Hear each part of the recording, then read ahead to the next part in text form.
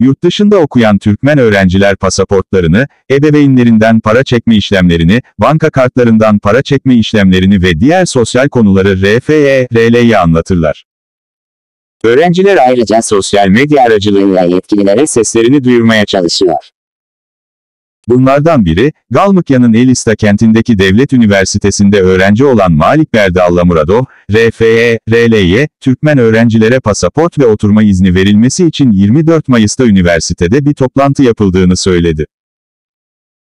Başlangıçta toplantıya Türkmen konsolosluğundan bir temsilcinin başkanlık edeceği söylendi. Ama haberin yalan olduğu ortaya çıktı.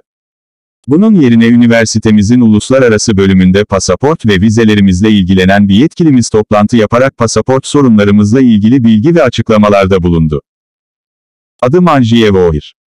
Toplantıya pasaport ve vize konuları ile ilgilenen 25 ila 30 öğrenci katıldı, dedi.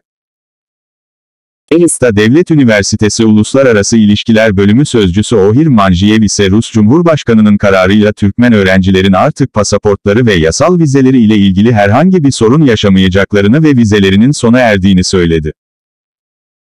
Toplantıya katılan Allamuradov, Manjiyev'in pasaport süresi dolan Türkmen öğrencilere buradan 400 kilometre uzaklıktaki Astrakhan'daki Türkmen konsolosluğuna gitmelerini ve ardından Rusya Federasyonu'nda yasal olarak yaşamak ve okumak için 6 aylık bir sertifika almalarını tavsiye etti.